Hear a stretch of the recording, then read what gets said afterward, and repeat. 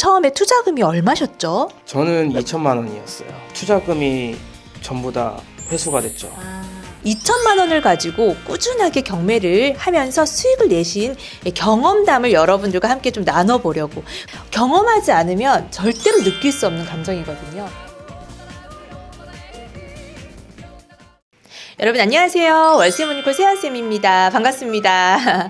오늘은 혼자가 아니라 옆에 아주 특별한 분을 모셨는데요. 자기소개 부탁드리겠습니다. 네, 안녕하세요. 박반장 박성수입니다. 네, 반갑습니다. 오늘 제가 박반장 박성수님을 모신 이유는요. 2천만 원을 가지고 꾸준하게 경매를 하면서 수익을 내신 경험담을 여러분들과 함께 좀 나눠보려고, 그 노하우를 한번 여러분들한테 소개시켜드리고 싶어서 제가 특별히 모셨습니다. 너무 감사합니다. 네. 네. 자, 경매를 시작할 때 처음에 투자금이 얼마셨죠? 저는 2천만 원이었어요. 네. 정말 소액이네요. 아마도 2천만 원을 가지고 계시는 우리 사랑하는 소액님들이 눈이 반짝 떠지셨을 것 같습니다. 2천만 원을 가지고 처음에 시작하기 힘들지 않으셨어요? 힘들었죠. 진짜 2천만 원 가지고 네. 부동산을 살 수 있다라는 생각 자체를 못 했거든요. 그래서 이제 교육을 듣고 이제 해보니까 가능하다는 걸 느꼈죠. 2천만 원 가지고. 와. 네. 그러면 2천만 원을 가지고 어떤 물건을 낙찰받았고 어떻게 수익이 났는지 너무 궁금해요. 한번 소개 좀 부탁드릴게요. 네, 제가 이제 경매를 배우고 첫 낙찰받은 게 이제 의정부에 있는 빌라였어요. 네, 네. 근데 그 빌라가 이제 빌라를 낙찰받은 이유가 이제 재개발을 바라보고 바로 옆에 붙어 있는 게 이제 5층짜리 조그만한 아파트가 있었거든요. 근데 이제 블록 모양으로 보나 딱 같이 개발이 되겠다 싶어서 투자해서 낙찰을 받았고 월세 세팅을 해서 투자금을 일단 확보를 했죠. 그러면 처음에는 이제 월세 세팅을 하신 거예요? 네. 아, 대출을 이용해서. 네. 그랬더니 투자금이 오히려 불어났어요. 불어나진 않았고요. 거기에 이제 1,000만 원이 묶였죠. 2천만 원에서 1,000만 원이 묶였어요. 네, 그럼 1,000만 원 남았네요. 네. 그렇게 해서 이제 1,000만 원 가지고 또 무엇을 할까 하다가 또 할 수 있는 게 이제 또 빌라, 이제 그때 이제 재개발 가능성 있는 주변에 뭐 반지하 빌라라든지 이런 걸 또 찾아보기 시작했어요. 이제 진짜 소액으로 할 수 있는 게 이제 그것밖에 없어가지고 그래서 이제 인천에 있는 거 빌라를 또 노후된 빌라를 하나 낙찰을 받았어요. 그것도 이제 개발에 좀 호재가 있을 것이라는 기대감을 가지고 1,000만 원을 가지고. 그거는 거기에는 낙찰을 받고 대출을 신탁 대출을 받았어요. 그래가지고 투자금이 전부 다 회수가 됐죠. 신탁 대출이 좀 많이 나오잖아요. 반공제를 안 하기 때문에. 그리고 나서 전세 세팅을 하셨어요? 아니요, 그거는 월세 세팅했어요. 그것도 월세 세팅으로. 와, 월세 세팅을 이제 2개를 하셨네요. 월세가 좀 쏠쏠하셨겠는데요? 그쵸. 이제 그때 당시에 이제 2개로 월세를 받고 있었어가지고 이제 괜찮다 싶어서 이제는 이제 또 현금을 다시 이제 원금을 회수를 했지만 또 1,000만 원밖에 없으니까 또 이제 그거를 할 수가 없겠더라고요. 또 그래서 이제 또 와이프 이름으로 신용대출을 받았어요. 와, 이제 아내 되시는 분이 협조를 하기 시작했어요. 아니죠. 어떻게 하셨어요? 와이프가 저를 꼬드겼어요, 원래. 원래 아내 되시는 분이 경매를 하라고. 오, 지원군이네요. 네, 저를 꼬드겨가지고 경매를 시작을 하게 됐고 하다 보니까 제가 오히려 더 빠졌죠. 원래 이제 아내분이 먼저 경매를 좀 관심 있게 봤는데 그냥 아내분이 하자고 하니까는 뭐 영혼 없이 하다가 친구 따라 강남 가듯이. 그러다가 이제 경매 매력에 빠져버리셨네요. 네, 그렇죠. 네네. 네, 그렇게 해서 이제 신용대출을 받아가지고 아파트에 도전하자 해가지고 원래 처음에 이제 소액 투자하시는 분들이요 2개까지는 빌라를 하세요. 근데 그 빌라로 경험을 쌓고 나서 이제 아파트로 들어가시거든요. 정석을 밟으셨네요. 그렇죠. 그래서 이제 솔직히 뭐 그 2개 낙찰 받는 과정에서도 폐찰도 수없이 했거든요. 힘들지 않으셨어요? 엄청 힘들었죠. 어떻게 극복하셨어요? 일단은 내가 왜 낙찰을 못 받지부터 시작을 해가지고 생각을 해보니까 내가 너무 욕심이 많았나? 뭐 그런 생각도 들기도 하고, 그 내가 아니면 시세 조사를 너무 못했나? 라는 생각이 많이 들었어요. 그래서 네. 어느 한 번은 입찰장에 딱 갔는데 네. 저희 교육생하고 같이 교육을 받았던 형님하고 만난 거예요. 그런 경우가 종종 있어요. 그 반가운 마음에 인사하고 네. 바로 옆자리에 앉아가지고 이제 이야기를 했죠. 근데 알고 봤더니 같은 물건에 들어가게 된 거예요. 저도 그런 경험이 있어요. 아는 지인분이 오셨어요. 같은 물건인 거예요. 예. 그래가지고 이제 딱 그 발표할 때 형님이 네. 1등으로 낙찰을 받고 아, 제가 2등으로 그러셨구나. 그런 적도 있었거든요. 네. 근데 그걸 보면서 내가 진짜 시세 조사를 잘못했구나. 그 형님한테 이제 시세 조사한 내용을 들었었거든요. 낙찰 받고 난 뒤에. 그랬더니 내가 너무 잘못했구나. 그리고 너무 욕심이 많았구나라는 생각도 그게 맞더라고요. 네. 그래서 이게 본인이 폐차를 한 원인을 또 이렇게 되짚어 보셨네요. 예. 그러면서 문제가 뭐였는지를 파악했고요. 이거는 사실 경험하지 않으면 절대로 느낄 수 없는 감정이거든요. 너무 현명하세요. 네, 그 조사할 때도 저는 솔직히 부동산을 2군데만 갔다 왔거든요. 전화조사하고 현장 갔다가 네. 부동산 2개만. 네. 근데 그 형님 얘기 들으니까 부동산 한 6군데를 갔다 왔다고 하더라고요. 그렇구나. 저는 굉장히 많이 갑니다. 네. 그래서 이제 이게 폐찰의 원인이구나. 네. 그래서 그 다음부터는 이제 또 이악 물고 다시 또 여러 군데를 다니기 시작했죠. 네. 네. 와, 이제 그 다음부터가 정말 기대되는 이야기네요. 왜냐하면 본인이 그 전에는 좀 대충 조사해가지고 이렇게 낙찰을 받고 했는데 계속 폐찰하다 보니까 폐찰의 원인이 무엇인지 본인 스스로 이제 느끼게 된 거예요. 파악이 된 거죠. 그 다음에 도전하신 물건은요? 그 다음 도전한 물건이 이제 아까 좀 전에 말씀드렸듯이 아파트를 도전하자 해서 내가 가진 투자금 4천만 원 가지고 네. 아파트를 할 수 있는 게 뭐가 있을까 해가지고 그 당시에 이제 수원 쪽으로 내려갔어요. 수원하고 오산, 네. 예, 그쪽으로 내려가서 아파트를 이제 영통에 있는 아파트 하나, 예, 오산에 있는 아파트 하나를 동시 입찰을 했습니다. 네, 네, 와. 둘 중에 하나만. 3만 원을 가지고. 네, 네. 둘 중에 하나만 낙찰이 되라라고 이제 했는데 이 불안한 마음은 뭐죠? 그 불안한 마음이 2개 다 낙찰이 된 거예요. 어머. 야, 이 불안한 진짜 마음은 비껴가질 않아요. 진짜 큰일 났다. 2개 다 잔금을 어떻게 납부를 하냐. 네네. 와, 너무 재밌다. 진짜 그때는 진짜 엄청 더 멘붕이었어요. 진짜 폐찰된 뭐 그런 횟수 떠나서 너무나 큰 멘붕이어가지고 이걸 어떻게 해야 될까 해가지고 기존에 이제 그 대출 받았던 이모님한테 연락을 했죠. 제가 이래서 이렇게 낙찰을 받았는데 2개를 어떻게 대출 안 될까요? 또 이제 신탁으로 알려주시더라고요. 또 다 방법이 있었네요. 네. 다행히 신탁이 또 거의 90% 가까이 나와가지고 네. 90%요? 네네. 와. 진짜 2개 다 해가지고 90% 나와가지고 그 가까이 나와서 제가 또 어디에서 급하게 또 급전을 또 500만 원 땡겨서 네네네 네. 다행히 납부를 했죠. 2개 다 잘 납부를 하셨네요. 이런 상황이 벌어졌을 때 이제 미납이 또 생길 수 있거든요. 그래서 욕심을 너무 과하게 또 부리면 안 되기 때문에 본인 스스로 폐찰의 원인이 파악이 됐기 때문에요. 2개 다 낙찰이 된 것 같아요. 그때 이제 하나만 들어갔었어야 되는데 욕심에 또 맞아요. 저도 그런 경험 있어요. 예. 당연히 하나만 되겠지라는 마음으로 들어간 덜컥 다 된 거예요. 돈은 한정이 되어 있죠. 이제 그때는 굉장히 좀 저도 마음이 굉장히 쫄리더라고요. 그래서 잔금 납부하고 명도하는 과정에서 이제 그 뭐 다 전세 세팅하고 세팅을 함과 동시에 매도를 했어요. 갭 투자자들한테 매도를 했나요? 전세가 네. 끼어 있는 상황이니까. 네네네. 네, 제가 전세 계약하는 날 매수자분도 같이 오셔서 전세 계약하고 네네. 네 매도 계약 저는 또 매도 계약하고 네 그렇게 해서 영통에 있는 건 시세 차익 7천 보고 네, 매도를 했죠. 지금은 좀 개인으로 했을 때는 양도세가 또 77%이다 보니까 보통 이제 2년을 보유하고 매도를 해야지 저희가 좀 절세를 할 수 있거든요. 또는 법인으로 접근을 하셔야 되고요. 네, 그 당시에는 그런 규제가 없었던 때였나요?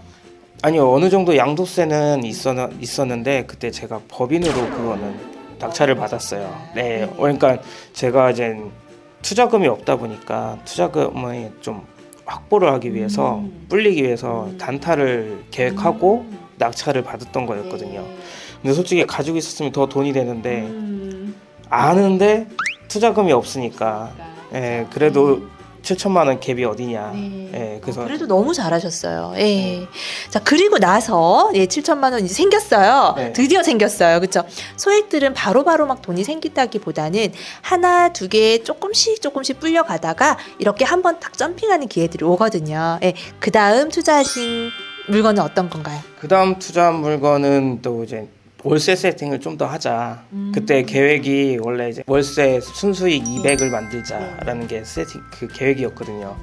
그래서 천안에 있는 이제 그 원룸형 아파트를 2개를 또 낙찰을 또 받아서 월세 세팅해서 반년 만에 그 계획의 150%를 달성을 했어요. 네, 와 축하드립니다. 예, 이 목표를 하나하나 달성해 가는 거 정말 멋있습니다. 네, 그렇게 해서 이제 일단 또 거기다 투자를 해놓고 그러다가 이제 규제들이 이제 터지기 시작했죠. 예, 주택으로는 못할 것 같아서 이제 땅, 네. 예, 땅 쪽으로도 많이 보고 투자를 좀 했죠. 네. 네, 그러셨구나. 네, 네, 이렇게 경매라는 게 보면은 규제가 있으면 있는 대로 또 다른 투자처들이 또 생겨요. 이게 틈새를 잘 들어가는 투자죠. 이 틈새를 잘 보고 투자를 한다면 계속 이 규제나 대출 문제 이런 것을 피해가면서 또 할 수 있는 투자처죠. 네. 그래서 경매로 마지막으로 받은 거는 이제 저희 고향에 예산에 있는 이제 저희가 아는 동네니까 또 거기에서 또 인기 많은 그런 아파트로 이제 찾아서 입찰을 들어갔죠. 네. 낙찰을 그래서 받았고 6천만 원에 낙찰을 받아서 6천만 원이요? 네네. 낙찰가가? 네. 와, 6천만 원이면 한 뭐 대출을 이용한다면 2천만 원만 있어도 솔직히 하실 수 있는 물건이죠. 네, 그래서 그거는 기본 대출로 대출 받아가지고 납부한 다음에 한 달 반 가량을 거쳐서 이제 수리를 올 리모델링을 해서 8천만 원의 전세 세팅을 해놓고 지금 기다리고 있는 중입니다. 2년 기다리셔야 네. 됩니다. 2년 있다가 매도를 하면 되고 이런 지방에도 보면은 인기 있는 그 고가가 아니더라도요 좀 노후도가 있는 그런 아파트들이 입지도 괜찮고 주민들이 굉장히 선호하는 그런 아파트들이 있어요. 그죠? 아주 소액으로 투자하실 수 있는 물건들이 경매도 굉장히 많이 나오고 있거든요. 네, 그래서 그거는 원래 부모님을 모시려고 그쪽으로 했던 거였는데 아버지 반대로 아버님이요? 왜요? 아파트는 살기 싫다고. 아 예. 네, 그래가지고 그냥 지금 현재 거주하시는 곳에 그냥 계속 거주해서 그냥 거기는 전세 세팅하고 팔려고 계획하고 있어요. 네. 근데 아버님이 물론 뭐 아파트는 싫어서 지금 살고 계시는 주택에 계속 살겠다라고는 하셨지만 그 마음이 너무 좋으셨을 것 같아요. 우리 아들이 부모님 살으라고 이렇게 아파트를 해주는 거. 안에 딱 리모델링도 예쁘게 해놓고 너무 마음이 흡족하셨을 것 같아요. 어머니는 되게 좋아하셨죠. 그죠. 네. 이게 효자시네요. 이제 방법을 아니까 뭐 어떠한 상황에서든지 할 것들이 있는데 보이지 않아요? 많이 보여요. 이렇게 하다 보니까 제가 이제 부동산을 투자를 하면서 느낀 게 처음에는 진짜 어떻게 이걸 가지고 돈을 벌까부터 이제 생각이 들었는데 뛰어들다 보니까 방법이 알겠더라고요. 그래서 처음에는 이제 어떻게 해야 이거를 가지고 돈을 벌지 해서 딱 물건을 찾아서 상담을 받아보면 하지 마세요. 하지 마세요. 그런 게 이제 있다 보니까 지금은 이제 이거는 왜 하면 안 되는구나 라는 것도 느껴지고 또 이걸 가지고 어떻게 활용이 가능하겠구나라는 것도 보이더라고요. 하다 보니까 해야 될 것과 하지 않아야 될 것이 이제 구분이 가는 거죠. 와, 전문가신데요. 네, 그래서 이제 뭐 그런 식으로 해서 이제 이걸 가지고 내가 어떻게 수익을 낼 건지 얼마만큼의 수익을 낼 건지가 제일 중요한 것 같아요. 그래야 이제 입찰가도 정해질 수 있는 거고, 네, 그리고 또 무리하게 또 쓰지도 않을 수 있는 거고, 시세 조사랑 그리고 나의 출구 전략을 정확히 세우는 게 가장 중요하다라고 생각이 들더라고요. 아주 중요한 내용 이야기 해주셨는데 실제로 최근에 이제 낙찰받은 물건을 한번 보면서 또 설명드리면은 아마 우리 사랑하는 소인들이 좀 더 이해가 편하실 것 같아요. 여기 보면은 인천의 미추홀구에 있는 아파트인데요. 오늘이 12월 7일이거든요. 저희 촬영하는 날짜가. 근데 이게 11월 29일 날 낙찰을 받은 물건입니다. 건물이 59제곱이니까 24평형이고요. 감정가는 6억 300만 원, 그리고 3차까지 유찰이 되었어요. 예, 그래서 2억 9,547만 원의 최저가인데요. 네, 입찰자는 10명이 들어왔고요. 반값이나 떨어졌으니까. 근데 낙찰가가 4억 5천만 원입니다.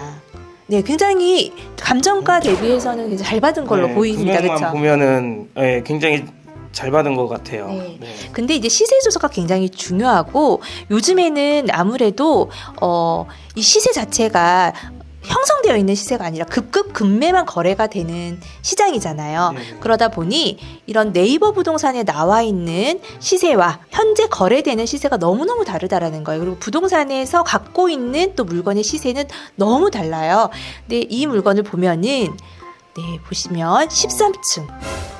4억이네요, 4억. 네, 4억이죠. 그리고 여기 보면 24층. 24층. 3억 9천. 네. 네. 로얄층이고. 그렇죠. 자, 21층이 4억 5천. 네. 네. 이렇게 3억 9천. 이게 시세가 뭐 4억, 3억 9천까지도 지금 올라와 있어요. 이거는 시세 조사를 어떻게 하셨는지 진짜 의심스러울 정도로 네. 너무 보면은, 비싸게 낙찰을 그쵸. 받으셨네요. 11월 달에 3억 7,800에 24층이 거래가 된 내역이 있네요. 야, 이거는 정말 시세 조사를 네. 너무 잘못하신 것 같아요. 그래서 제가 이거 생각해 봤어요. 이 집을 꼭 낙찰을 받아야 되는 뭔가 이유가 있으신 분일까? 그런 분이시더라도 너무 비싼 거 아닌가요, 이거는? 그래서 그런 분이시더라도 네. 차라리 그러면 이렇게 좀 더 싼 거를 사는 게 낫지 않을까, 이런 생각이 좀 들더라고요. 네, 저도 아까 살짝 봤는데 차순위가 3억 7천이더라고요. 네. 저는 저분이 실거주 목적으로 입찰을 하신 거구나 생각이 들었거든요. 근데 네. 4억 5천은 이거는 이해가 안 가요. 네, 그래서 이게 시세조사 손품으로만 팔고, 예, 싸다고, 감정가 대비해서 싸다고 막 이렇게 무리하게 입찰에 들어간다거나 이런 일은 절대로 우리 사랑하는 소액님들은 없으셔야 돼요. 정말 당부드립니다. 왜냐하면 소액을 가지고 저희는 하는 거기 때문에 이 소액이 전 재산이나 다름이 없어요. 돈이 많으면 경험 삼아 해도 돼요. 그죠? 예, 근데 우리는 소액이잖아요. 굉장히 안전하게 무조건 수익이 나는 그런 투자를 하셔야 되거든요. 정말 당부드립니다. 네, 수익을 내는 것도 중요하지만 내 돈을 지키는 게 사실 더 중요해요. 맞죠? 네, 당연하죠. 네. 자, 그래서 오늘 2천만 원을 가지고 실제로 꾸준하게 소액 경매를 하면서 이렇게 수익을 낸 박성수님을 모셔서 한번 같이 이야기해봤습니다. 여러분들 어떻게 나도 저렇게 할 수 있을까라는 생각을 아마 또 하실 텐데요. 우리 박성수님도요, 처음부터 이렇게 내가 할 수 있을까라고 생각하고 하진 않으셨을 것 같아요. 그렇죠? 하다 보니까 이렇게 하면 되는구나를 이제 배워가신 거죠. 네, 마지막으로 우리 사랑하는 소액님들에게 좋은 말씀 한마디 부탁드릴게요. 네, 일단 뭐 제가 어떻게 말씀드려야 할지는 솔직히 잘 모르겠는데 네. 일단은 움직이셔야 돼요. 네, 현장에 직접 가셔가지고 경매에 나온 물건도 보고, 네, 부동산도 들려서 주변에 있는 시세도 파악하시고, 네, 소개도 받아서 다른 집도 구경도 해보시고, 네, 그래야지 돼요. 이게 지금 앉아가지고 컴퓨터 앞에서 뭐 이렇게 네이버 뭐 그런 거 쳐다보시지 마시고 현장 가보는 게 답이에요. 네. 네. 명심하겠습니다. 우리 사랑하는 소액님들도 명심하시고, 자, 오늘부터 당장 움직이세요. 네, 그러면 오늘 너무 좋은 말씀 감사하고요. 앞으로도 소액으로 꾸준하게 투자하시면서 성공 투자하시길 바랄게요. 마지막으로 월세모닝콜 TV, 우리 사랑하는 소액님들께 같이 화이팅 외치고 마치도록 하겠습니다. 네, 여러분 준비되셨죠?